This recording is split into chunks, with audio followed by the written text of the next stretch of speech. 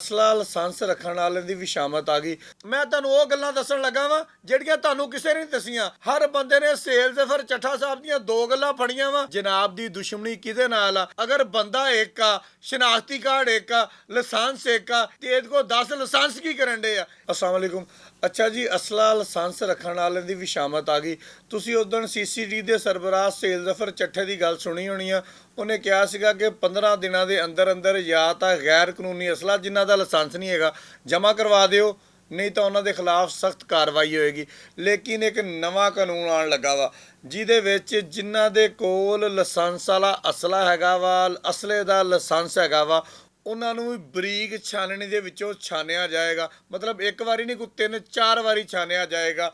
ਤੇ ਫਿਰ ਉਹਨਾਂ ਕੋਲ ਪੁੱਛਿਆ ਜਾਏਗਾ ਕਿ ਭਾਈ ਅਗਰ ਤੂੰ ਅਸਲੇ ਦਾ ਲਾਇਸੈਂਸ ਰੱਖਿਆ ਹੋਇਆ ਵਾ, ਜਨਾਬ ਦੀ ਦੁਸ਼ਮਣੀ ਕਿਹਦੇ ਨਾਲ ਆ? ਜਨਾਬ ਸਾਨੂੰ ਵਜ਼ਾਹਤ ਕਰਨ ਕਿ ਅਗਰ ਜਨਾਬ ਦੇ ਕੋਲ 10 ਲਾਇਸੈਂਸ ਆ ਤੇ 10 ਲਾਇਸੈਂਸ ਤੁਸੀਂ ਕਿਉਂ ਰੱਖੇ ਹੋਏ ਆ? ਹੋਣਾ ਤੇ ਇਹ ਚਾਹੀਦਾ ਸੀਗਾ ਕਿ ਜਨਾਬ ਕੋਲ ਅਗਰ ਸ਼ਨਾਖਤੀ ਕਾਰਡ ਇੱਕ ਹੈਗਾ ਵਾ, ਡਰਾਈਵਿੰਗ ਲਾਇਸੈਂਸ ਇੱਕ ਹੈਗਾ ਵਾ, ਤੇ ਅਸਲੇ ਦੇ ਲਾਇਸੈਂਸ ਇੰਨੇ ਕਿਉਂ ਆ? ਇਹ ਮਰੀਮ ਨਵਾਜ਼ ਦਾ ਮੇਰੇ ਖਿਆਲ ਦੇ ਨਾਲ ਇੱਕ ਅੱਛਾ ਫੈਸਲਾ ਵਾ, ਜਿਹਦੇ ਵਿੱਚ ਉਹਨੇ ਕਿਹਾ ਜੀ ਇਹਨਾਂ ਦੇ ਛਾਨਣੀ ਲਾ ਦਿਓ, ਛਾਨਣਾ ਨਹੀਂ ਛਾਨਣੀ ਲਾ ਦਿਓ, ਤੇ ਇਹਨਾਂ ਨੂੰ ਛਾਣ ਕੇ ਰੱਖ ਦਿਓ।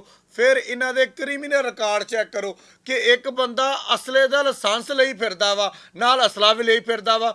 ਇਹ ਡਾਕੂ ਤਾਂ ਨਹੀਂ, ਇਹ ਚੋਰ ਤਾਂ ਨਹੀਂ। ਜਦੋਂ ਦਾ ਅੰਗੂਠਾ ਲਵਾਇਆ ਜਾਏਗਾ, ਦੁੱਧ ਦਾ ਦੁੱਧ ਤੇ ਪਾਣੀ ਦਾ ਪਾਣੀ ਹੋ ਜਾਏਗਾ। ਪਹਿਲੇ ਮਰਲੇ ਦੇ ਵਿੱਚ ਉਹਨਾਂ ਬੰਦਿਆਂ ਨੂੰ ਚੈੱਕ ਕੀਤਾ ਜਾਏਗਾ ਜਿਨ੍ਹਾਂ ਦੇ ਕੋਲ 10-10, 12-12, 15-15 ਅਸਲੇ ਦੇ ਲਾਇਸੈਂਸ ਹੈਗੇ ਆ।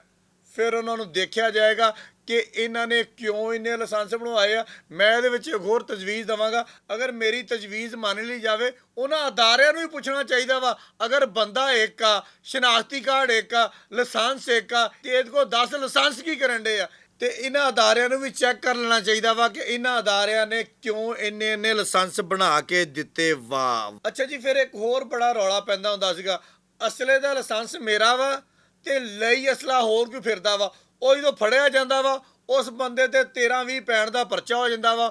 ਉਹ ਬੰਦਾ ਜੇਲ੍ਹ ਜਾਂਦਾ ਵਾ, ਇੱਕ ਦਿਨ ਬਾਅਦ ਉਹ ਵਾਪਸ ਆ ਜਾਂਦਾ ਵਾ। ਫਿਰ ਮੈਂ ਜਾਗਦਾ ਵਾਂ, ਮੈਂ ਜਾ ਕੇ ਅਦਾਲਤ ਦੇ ਵਿੱਚ ਬਿਆਨ ਦਿੰਦਾ ਵਾਂ, ਭਾਈ ਜਾਨ ਇਹ ਅਸਲਾ ਤਾਂ ਮੇਰਾ ਸੀਗਾ, ਇਹ ਇਹਦਾ ਲਾਇਸੈਂਸ ਆ, ਇਹ ਜਨਾਬ ਮੈਨੂੰ ਵਾਪਸ ਕਰੋ। ਉਹਦੇ ਖਿਲਾਫ ਨਾ ਕੋਈ ਕਾਰਵਾਈ ਹੁੰਦੀ ਆ, ਨਾ ਉਹਦਾ ਲਾਇਸੈਂਸ ਮਨਸੂਖ ਕੀਤਾ ਜਾਂਦਾ ਵਾ। ਲੇਕਿਨ ਵਜ਼ੀਰੇ ਆਲਾ ਪੰਜਾਬ ਮਰੀਮ ਨਵਾਜ਼ ਨੇ ਇਹ ਫੈਸਲਾ ਕਰ ਲਿਆ ਵਾ, ਇਹ ਤੇ ਕਾਨੂੰਨ ਸਾਜ਼ੀ ਕੀਤੀ ਜਾ ਰਹੀ ਆ ਕਿ ਅਗਰ ਮੇਰਾ ਅਸਲਾ ਕਿਸੇ ਹੋਰ ਦੇ ਕੋਲ ਹੋਇਆ, ਉਹ ਫੜਿਆ ਗਿਆ, ਤੇ ਮੇਰਾ ਲਾਇਸੈਂਸ ਤੇ ਮੇਰਾ ਅਸਲਾ ਦੋਨੇ ਮਨਸੂਖ ਹੋ ਜਾਣਗੇ ਤੇ ਮੈਂ ਵੀ ਜਨਾਬ ਹਵਾਲਾਤ ਦੀ ਹਵਾ ਖਾ ਕੇ ਆਵਾਂਗਾ। ਫਿਰ ਕਾਨੂੰਨ ਦੇ ਮੁਤਾਬਕ ਜਿਹੜਾ ਨਵਾਂ ਬਣੇਗਾ ਸਜ਼ਾ ਵੀ ਮਿਲੇਗੀ। ਇੱਕ ਹੋਰ ਮਜ਼ੇ ਦੀ ਗੱਲ ਆਉਣ ਲੱਗੀ ਆ, ਜਿਹੜੀ ਕਾਨੂੰਨ ਸਾਜ਼ੀ ਹੋ ਰਹੀ ਹੈ।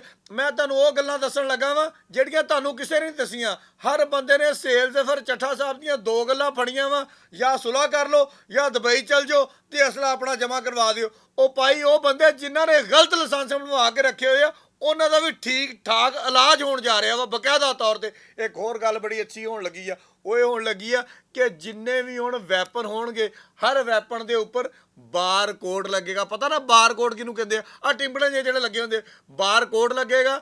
ਇੱਕ ਬੰਦੇ ਨੇ ਇੱਕ ਲਾਇਸੈਂਸ ਦੇ ਉੱਪਰ ਅਗਰ 4-4 ਬੰਦੂਕਾਂ ਚੜਾਈਆਂ ਹੋਈਆਂ ਤੇ ਉਹਨਾਂ ਦਾ ਵੀ ਠੀਕ ਠਾਕ ਇਲਾਜ ਹੋਣ ਜਾ ਰਿਹਾ ਵਾ। ਇੱਕ ਮੈਂ ਚਲਾ ਰਿਹਾ ਵਾ, ਇੱਕ ਉਹਦੀ ਫੋਟੋ ਕਾਪੀ ਮੇਰੇ ਚਾਚੇ ਦਾ ਮੁੰਡਾ ਚਲਾ ਰਿਹਾ ਵਾ, ਇੱਕ ਉਹਦੀ ਫੋਟੋ ਕਾਪੀ ਮੇਰੇ ਮਾਮੇ ਦਾ ਮੁੰਡਾ ਚਲਾ ਰਿਹਾ ਵਾ, ਇੱਕ ਉਹਦੀ ਫੋਟੋ ਕਾਪੀ ਮੇਰੀ ਫੁੱਫੋ ਦਾ ਮੁੰਡਾ ਚਲਾ ਰਿਹਾ ਵਾ। ਇਦਾਂ ਨਹੀਂ ਹੋਏਗਾ।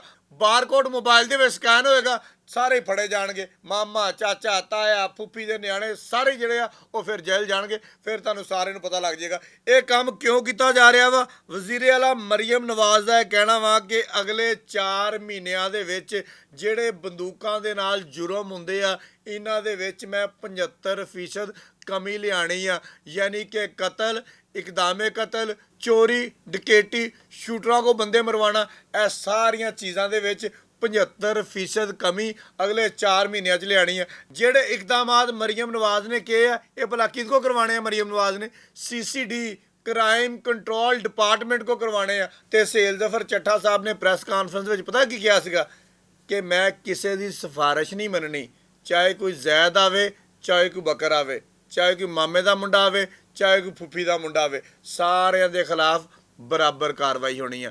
ਲਿਹਾਜ਼ਾ ਜਿਹੜਾ ਵੀ ਆਪਣਾ ਅਸਲਾ ਵਾ ਤੁਹਾਡਾ, ਚਾਹੇ ਉਹ ਗੰਦਾ ਵਾ, ਚਾਹੇ ਉਹ ਚੰਗਾ ਵਾ। ਸੀਸੀਡੀ ਨੂੰ ਜਮ੍ਹਾਂ ਕਰਵਾ ਦਿਓ। ਅਗਰ ਤੁਹਾਡੇ ਕੋਲ ਅਸਲਾ ਲਾਇਸੈਂਸ ਆ ਤੇ ਤੁਸੀਂ ਡਾਕੂ ਹੋ, ਤੁਸੀਂ ਚੋਰ ਹੋ, ਤੁਸੀਂ ਕਾਤਲ ਹੋ, ਫਿਰ ਵੀ ਆਪਣੇ ਗਿਰੇਬਾਨ ਦੇ ਵਿੱਚ ਇੱਕ ਵਾਰੀ ਇੰਜ ਕਰਕੇ ਝਾਕ ਲਓ, ਨਾ ਇਹ ਲਾਇਸੈਂਸ ਰਹਿਣਾ ਵਾ, ਨਾ ਇਹ ਅਸਲਾ ਰਹਿਣਾ ਵਾ, ਤੇ ਤੁਸੀਂ ਵੀ ਅੰਦਰ ਜਾਣਾ ਵਾ। ਬਹੁਤ ਸ਼ੁਕਰੀਆ।